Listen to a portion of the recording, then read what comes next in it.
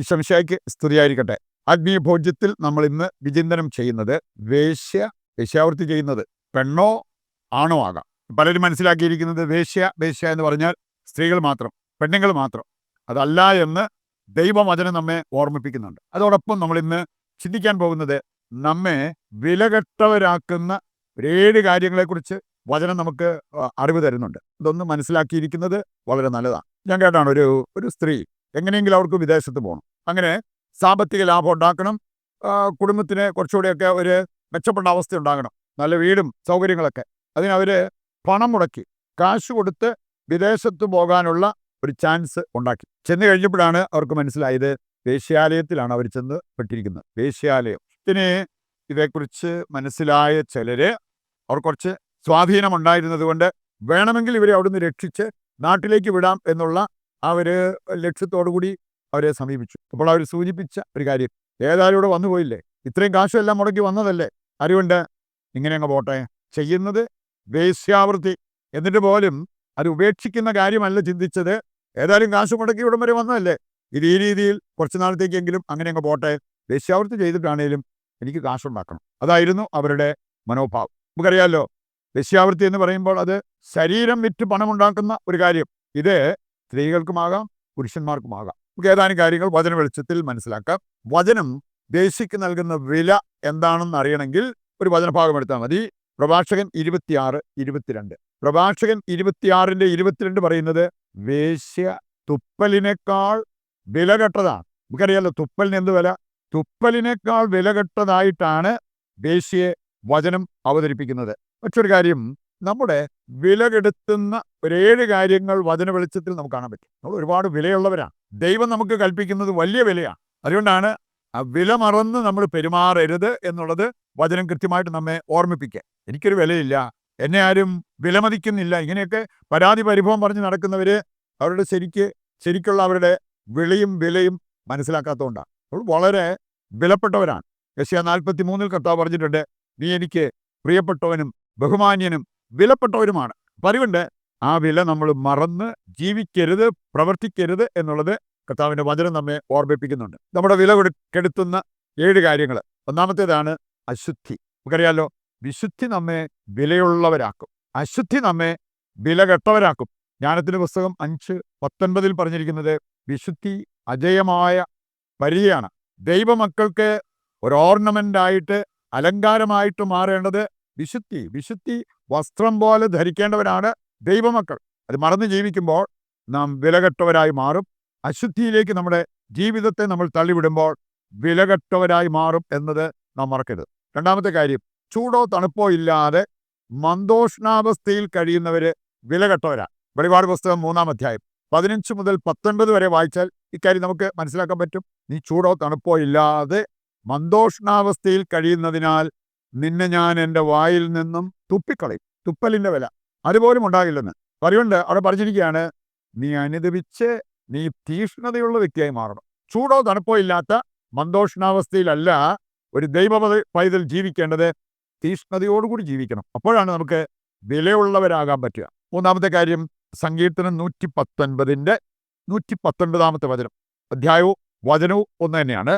119 സങ്കീർത്തനം 119 വചനം. ദുഷ്ടത നമ്മെ വിലകെട്ടവരാക്കും. ദുഷ്ടരായി നമ്മൾ ജീവിച്ചാൽ ദൈവത്തിൻ്റെ കണ്ണുകളിൽ നമുക്ക് ഒരു വിലയുമില്ലെന്ന് വിലകെട്ടവരായിട്ട് മാറ്റും. അടുത്തതാണ് സുഭാഷിതങ്ങൾ 10:20 വചനത്തിൽ പറഞ്ഞിരിക്കുന്നത്. സുഭാഷിതങ്ങൾ 10:20. മനസ്സ് ദുഷിക്കുന്നത് നമ്മെ വിലകെട്ടവരാക്കി മാറ്റും. നമുക്ക് വേണമെങ്കിൽ ആരോഗ്യമുള്ള മനസ്സുണ്ടാകാം, വേണമെങ്കിൽ ദുഷിച്ച മനസ്സുണ്ടാകാം.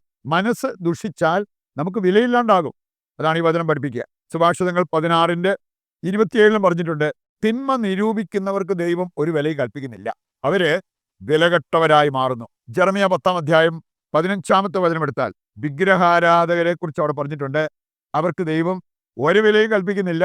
വിശ്വാസം ത്യജിച്ച് വിശ്വാസത്തിനെതിരായ കാര്യങ്ങൾ ചെയ്യുന്നവര് കർത്താവിൻ്റെ കണ്ണുകളിൽ വിലകെട്ടവരായി മാറുന്നു. മറ്റൊന്ന് നമ്മൾ കാണുന്നുണ്ട്, ജെറമ്യാ 15:19 എടുക്കുമ്പോൾ അവിടെ പറഞ്ഞിരിക്കുന്നത്, വിലകെട്ടതൊന്നും പറയാതെ സത്വചനങ്ങൾ മാത്രമാണ് നീ സംസാരിക്കുന്നതെങ്കിൽ നിന്റെ നാവ് എൻ്റെ നാവ് പോലെയാവും.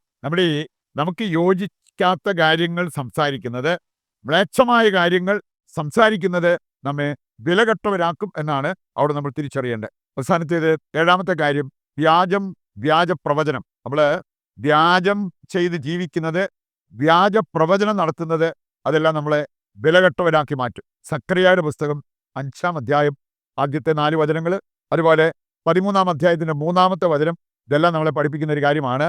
നമ്മൾ ഈ കള്ളത്തരത്തിന് കൂട്ടുനിന്നാൽ ദൈവത്തിൻ്റെ കണ്ണുകളിൽ നമുക്ക് ഒരു വിലയും ഉണ്ടാകില്ല. മറ്റൊരു കാര്യം നമ്മൾ മനസ്സിലാക്കേണ്ടത്, വേശ്യ പെണ്ണോ ആണോ ആകാം. രണ്ടുപേർക്കും വേശ്യാവൃത്തി ചെയ്യാം. നിയമാവർത്തനം 23-ന്റെ 18-ാമത്തെ വചനം വായിക്കുമ്പോൾ അവിടെ പറഞ്ഞിട്ടുണ്ട്, വേശ്യയുടെ വേതനമോ നായയുടെ കൂലിയോ ദേവാലയത്തിലേക്ക് കൊണ്ടുവരരുത്. അതിൻ്റെ ആ പേജിൻ്റെ താഴെ നോക്കിയാൽ കാണാൻ സാധിക്കും നായ. അതിൻ്റെ അർത്ഥം അവിടെ കൊടുത്തിട്ടുണ്ട്, ആൺവേശ്യ. പറയുന്നുണ്ട്, വേശ്യാവൃത്തി ചെയ്യുന്ന ആണുങ്ങളുണ്ടാകാം, ശരീരം വിറ്റ് പണമുണ്ടാക്കുന്ന ആണുങ്ങളുണ്ടാകാം. അവർക്കാണ് നായ എന്നുള്ള ആ പദം കൊടുത്തിരിക്കുന്നത്. അങ്ങനെ ചെയ്തുണ്ടാക്കുന്ന സമ്പത്ത് ദേവാലയത്തിലേക്ക് കൊണ്ടുവരരുതെന്ന്. വേശ്യയുടെ വേതനമോ നായയുടെ കൂലിയോ ദൈവത്തിന് കൊടുക്കരുത് എന്ന്, ദൈവം അത് സ്വീകരിക്കില്ല എന്നുള്ളത് കർത്താവ് നമ്മെ ഓർമ്മിപ്പിക്കുന്ന ഒരു കാര്യമാണ്. കെട്ടാത്തവർക്കോ കെട്ടിയവർക്കോ ഒക്കെ ഈ വേശ്യാവൃത്തിയിൽ ഏർപ്പെടാൻ സാധിക്കും എന്നുള്ളത് കർത്താവിൻ്റെ വചനം നമ്മെ പഠിപ്പിക്കുന്നുണ്ട്. നിയമാവർത്തനം 22 പറയാണ്. നിയമാവർത്തനം 22-ന്റെ 22-ാമത്തെ വചനം, അന്യന്റെ ഭാര്യയോടൊത്ത് ഒരുവൻ ശയിക്കുന്നത് കണ്ടാൽ ഇരുവരെയും കൊല്ലണം. ഇതൊക്കെ ദൈവം അവർക്ക് എന്ത് വരെയാ കൽപ്പിക്കുക? അവസാനമായിട്ട് നമ്മൾ ചെയ്യേണ്ടത്, ചിന്തിക്കേണ്ടത്, ഹൃദയത്തിലേക്ക് ഏറ്റെടുക്കേണ്ടത്, വേശ്യ ശിക്ഷിക്കപ്പെടും എന്ന് കർത്താവിൻ്റെ വചനം പറയുന്നതാണ്. 1 രാജാക്കന്മാർ 21-ന്റെ 25 വായിച്ചാൽ അവിടെ നമ്മൾ കാണുന്നുണ്ട്, ആഹാബിനോട് കർത്താവ് പറഞ്ഞൊരു കാര്യം, നീ മറ്റുള്ളവരെ പ്രീതിപ്പെടുത്താൻ വേണ്ടി ദൈവത്തിന് അനിഷ്ടമായത് ചെയ്തു, അതുകൊണ്ട് നീ നിന്നെ തന്നെ വിറ്റവനെ പോലെയായി. ഇതൊക്കെ ദൈവത്തിന് അനിഷ്ടമായ കാര്യം, വേശ്യാവൃത്തി ദൈവത്തിന് അനിഷ്ടമായ കാര്യമല്ലേ? 1 കൊരിന്ത്യർ 3:17 വായിച്ചാൽ, നിന്റെ ശരീരം ഒരു ദേവാലയമാണ്, ദൈവം വസിക്കുന്ന ആലയമാണ്. ഈ ശരീരത്തെ നശിപ്പിക്കുന്നവനെ ദൈവം നശിപ്പിക്കും. പറയുന്നുണ്ട്, വേശ്യാവൃത്തി ചെയ്യുന്നവർ ശിക്ഷിക്കപ്പെടും എന്നുള്ളത് കർത്താവിൻ്റെ വചനം ഉറപ്പിക്കുന്ന കാര്യമാണ്. ഈ ഒരു ബോധ്യത്തോടുകൂടി ഇങ്ങനെയുള്ള പാപങ്ങൾ ഒഴിവാക്കി ജീവിക്കുവാൻ നമുക്ക് തീരുമാനമെടുക്കാം. നമ്മളൊരു കോമൺ നിയോഗമായിട്ട് വയ്ക്കുന്നത്, അനാശാസ്യ പ്രവർത്തികളിൽ വ്യാപരിക്കുന്ന വ്യക്തികളുണ്ട്, അവരുടെ മാനസാന്തരത്തിന് വേണ്ടി പ്രാർത്ഥിക്കാം.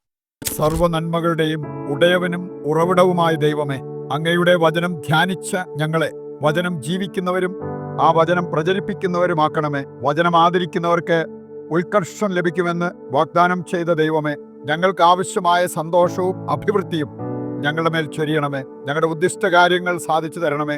അങ്ങയെ സ്നേഹിക്കാനും പരസ്പരം സ്നേഹിക്കാനും ജീവിത വിശുദ്ധി കാത്തു സൂക്ഷിക്കാനും ഞങ്ങളെ സഹായിക്കണമേ. ആമേൻ. നമ്മുടെ പ്രത്യേക ആവശ്യങ്ങളും പ്രാർത്ഥനാ നിയോഗവും ഈ അൾത്താരയിൽ സമർപ്പിച്ചുകൊണ്ട് താഴ്ന്ന സ്ഥലത്ത് കർത്താവിനെ സ്തുതിച്ച് ദിവ്യകാരുണ്യത്തിന്റെ ആശീർവാദവും നമുക്ക് സ്വീകരിക്കാം. യേശുവേ നന്ദി. Hallelujah, hallelujah, hallelujah, hallelujah. കർത്താവേ, അങ്ങയുടെ നാമം ഉയർത്തി പ്രാർത്ഥിക്കുന്ന ഞങ്ങളുടെ കുടുംബത്തെ, ഞങ്ങളുടെ എല്ലാ ആവശ്യങ്ങളെയും അവിടുന്ന് ആശീർവദിക്കണമേ, അനുഗ്രഹിക്കണമേ. യേശുവേ നന്ദി, യേശുവേ സ്തുതി.